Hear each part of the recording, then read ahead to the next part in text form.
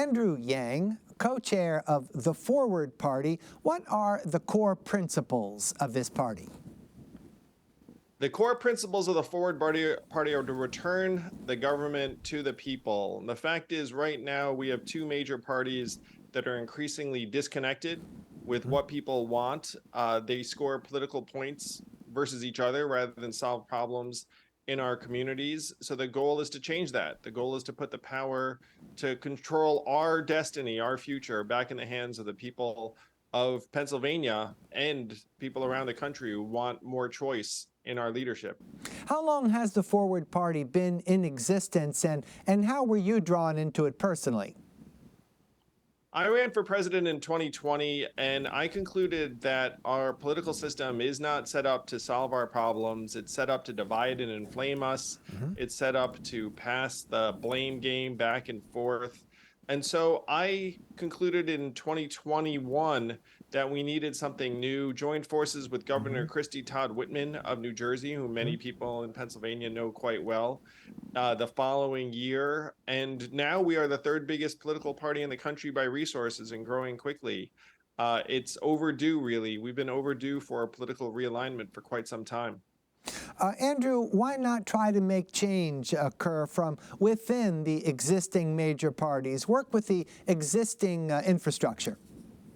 Well, my gosh, all you have to do is look at what's happened to the Republicans who've tried to restore the sanity of the Republican Party. I mean, that's been a lost cause. And there are folks within the Democratic Party who are throwing up their hands as well. Moderates are an endangered species in Washington, and there are very, very powerful incentives now that are dragging our representatives to the extremes. You have to do what works. And more Americans are waking up to the fact that these political parties are not designed to help us and our families move the country forward. If I thought reforming a party would work, I would have gone that direction. But it's clear that these parties now have agendas that are independent of what we and our families want. Forming a brand new political party sounds like a daunting task. Just what's involved? I'm so glad you asked. So it turns out that starting a party is like starting 51 different organizations. There's the national, and then there's one in each state. And I'm happy to say that Forward Pennsylvania is one of the most robust and energized groups around the country. We'll probably talk about our candidates pretty shortly, but there's a national convention. There's a statewide convention on June 1st in Gettysburg, and people are coming together. In many ways, Pennsylvania is the cradle of American democracy, and history is repeating itself. Well, Andrew, are you able to articulate which specific issues or problems the major parties are not addressing to your satisfaction? I just gave a TED Talk that's going to be coming out this week, and you can take any of the major issues and say it's not being solved to the satisfaction of the vast majority of Americans. Immigration, climate change, education, poverty, AI, which is something I'm very passionate about. The fact is, right now, we have a 15% approval rate for Congress and a 94% reelection rate for incumbents. They know that they can just keep playing games and cruise back into office while the rest of us are wondering what happened at the border. Why are there homeless people in our communities? Why does it feel like the American dream is slipping away for so many of us? And yet again, a 94% reelection rate for incumbents. The reasons are money and politics, but also 90% of the districts in this country are drawn to be uncompetitive.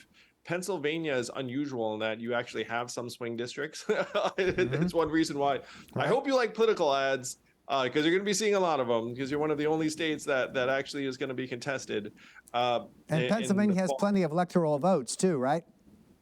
Yeah, it's going to be ground zero for the future of the country this coming November. It's one reason why I'll be excited to be campaigning around the state. And we have some phenomenal candidates who want to do right by you. And we're going to get into those candidates shortly, Andrew. But first, I want to talk some more about the Forward Party itself, because I'm guessing we have viewers out there who've never heard of the party. So now's a chance for them to learn. So I figure it helps to give them perspective on third parties in general. In other words, how would you compare the Forward Party with, say, the Green Party, which our viewers are becoming increasingly familiar with? Sure, it's not left or right, it's forward, which is where most people want to go. So what we are is we're the pragmatic, solutions-oriented party of grace and tolerance, where we don't think that blaming anyone is helpful, demonizing people. By the way, that's how the parties are profiting from us, really. So if you take a party that's frankly on the ideological wings, I would suggest that they're not actually going to be able to change anything, because the two-party system right now is set up in this ideological spectrum. They say you're here, and if you're on either of these wings, then you can't compete in the vast majority of situations. With Forward, the strength of it is that, one, we represent the 70 to 80% of Pennsylvanians and Americans who are in the exhausted majority who don't feel like our interests are being served. And there are now 50% who are independents. And most of us are somewhere between these ideological extremes. So we think if you were to design a third party, it would look much like Forward. And I'm going to suggest that if you have someone like me and then someone like Governor Christie Todd Whitman, that's a reasonably good description of where most Pennsylvanians are. Well, let me put it this way, Andrew. Let's say someone out there is considering joining a third party and they consider the Libertarian Party. How would you argue in favor of the Forward Party? In other words, you got to try to contrast the philosophies of the different parties here if you can.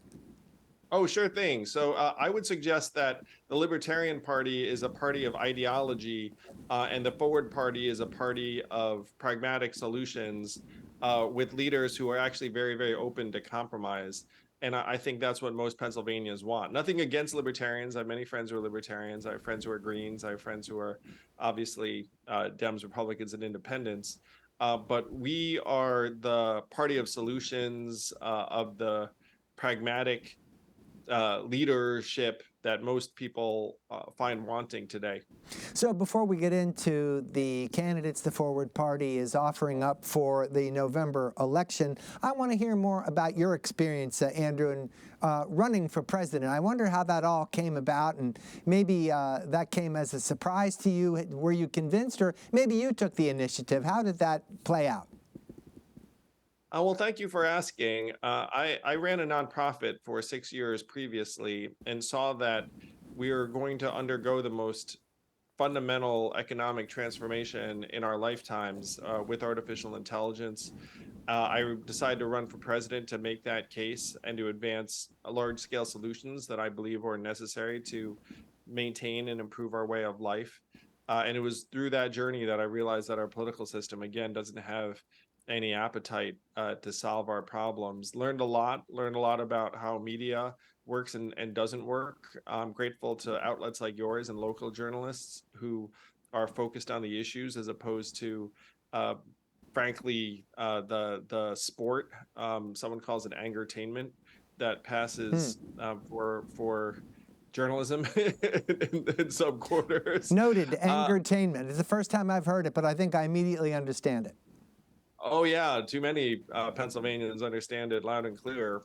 So I'm the son of immigrants who wants good things to happen for people, families, communities in the country. Ran for president to try to make that happen and alleviate poverty, which I see as the most easily addressable of our major problems.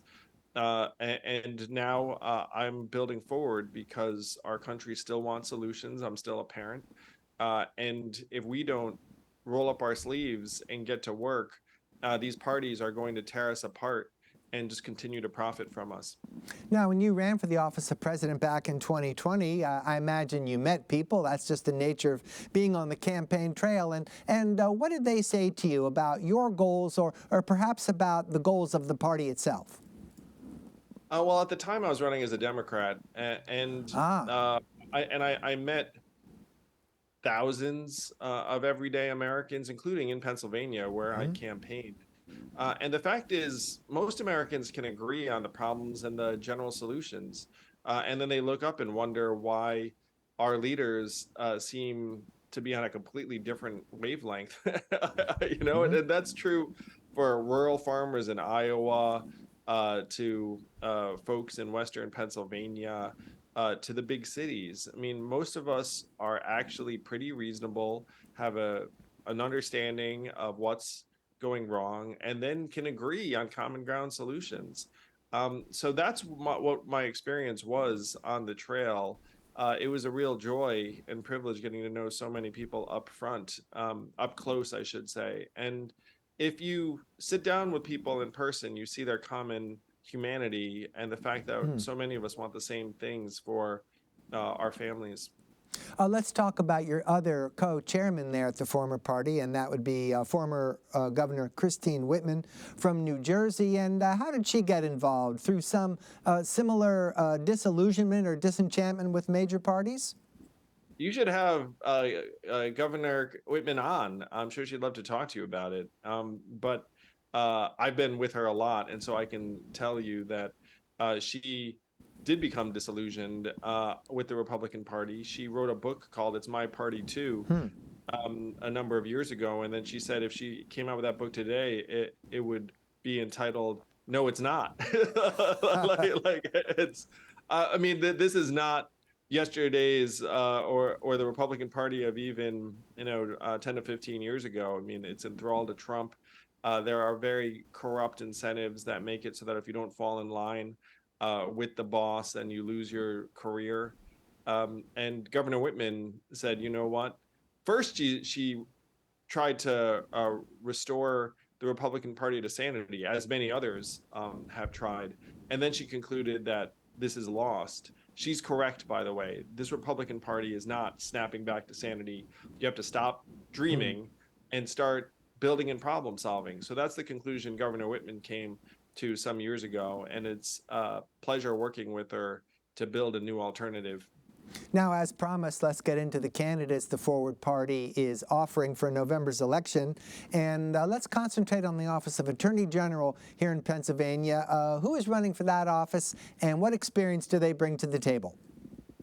Yes, it's Eric Settle, who's an experienced attorney who worked under Tom Ridge in Pennsylvania. And if you look up Eric Settle for Attorney General, you'll see he's exactly who most of you want. He's an experienced professional.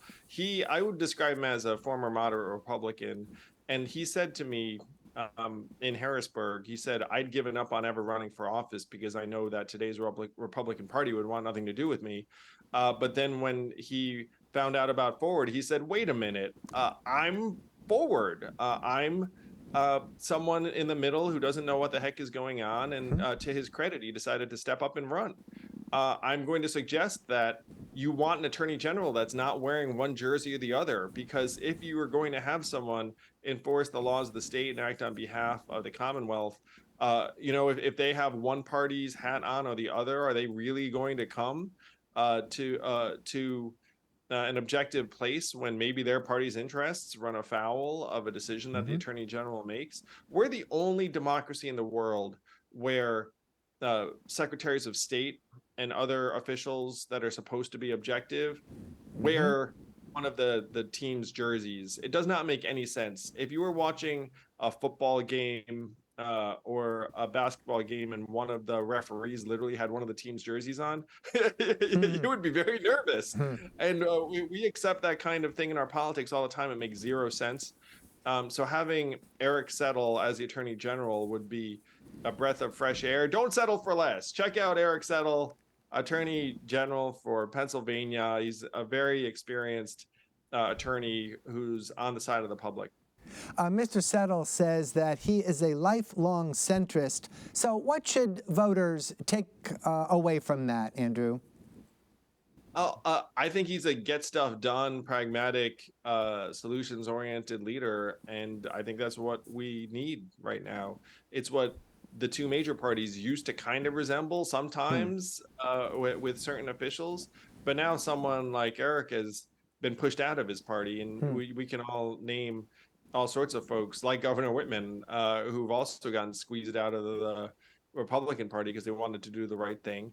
And by the way, there are Democrats who are also getting drummed out for similar reasons. It's not working. And the question is really, into your earlier question, it's like, hey, what do you all think is going to work better? Going in and hoping that you can reverse the tide that's happening from within these parties, even though all their incentives are rewarding worse and worse behavior, or build something new on the backs of leaders like Governor Whitman and Eric Settle and your vote. I'm going to suggest the latter plan actually has a much better chance of success. Well, here's a remark Mr. Settle made on the campaign trail recently, and I bet you can relate to it being the co-chair of the party. He said, when you build something new, there's skepticism and hostility. So can you talk about the obstacles you've had to deal with in forming something that's brand new and represents some degree of change? Well, even though 50% of Americans now are independents and 65% want something new, everyone's bread is buttered by one of the two major parties in the status quo. Every vendor, every reporter, no offense, but every government official for sure.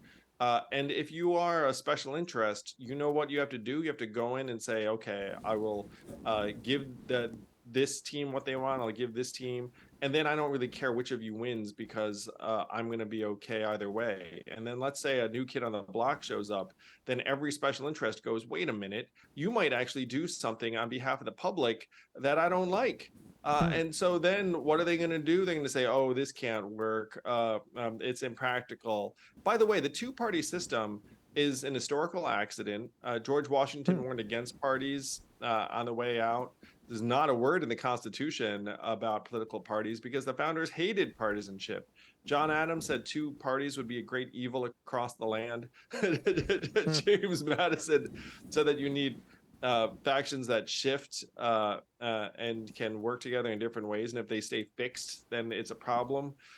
So anyone who defends this design that we all know is not working is defending it for not so great reasons, or because they're hoping that we've been conditioned to settle for less. Don't settle for less. Eric Settle, Attorney General.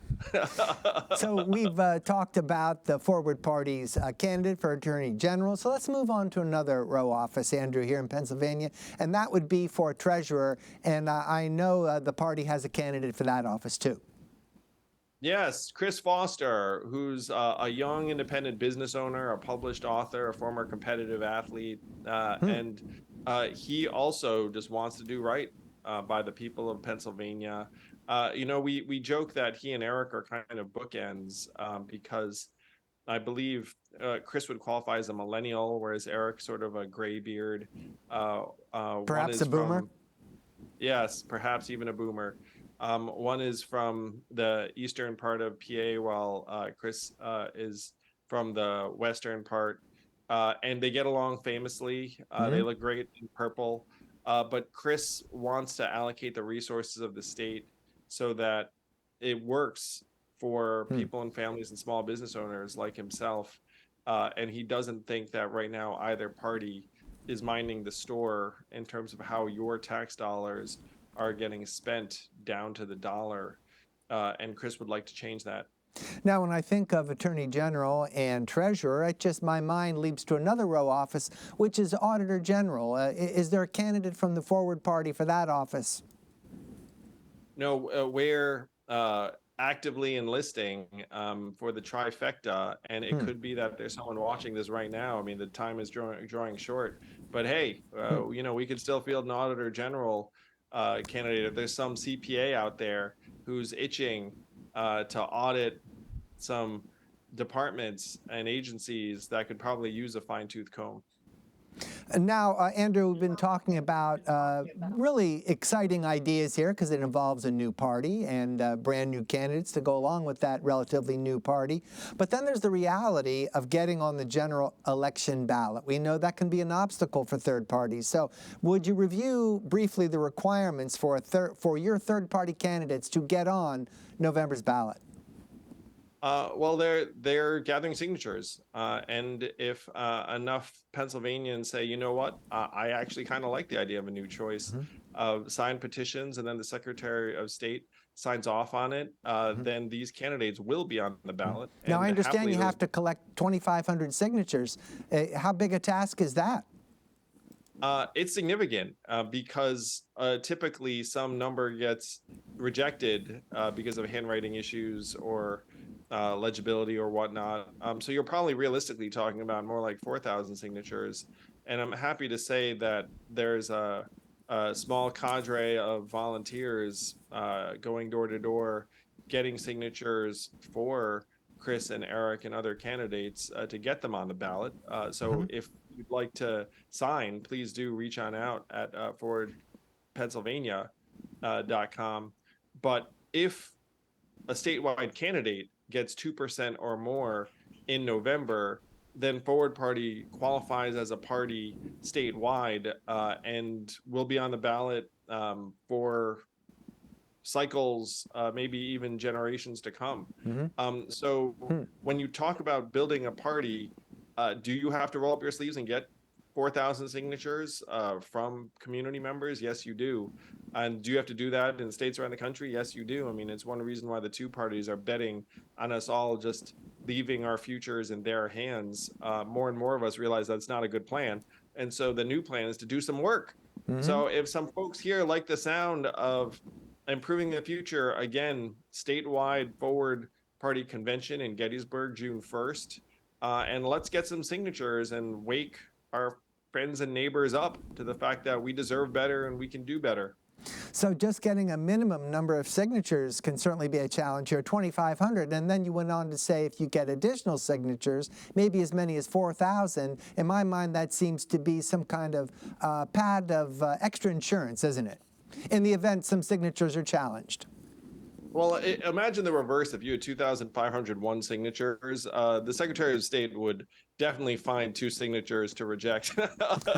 So you're making it as difficult as possible if you get 4,000. Yeah, again, because the Secretary of State has a team jersey on. Like, you know, do teams relish the idea of new teams showing up? Not often. So, you know, we need to make their job impossible not to do. So when is the deadline for collecting signatures? A lot of work to be done between now and the deadline.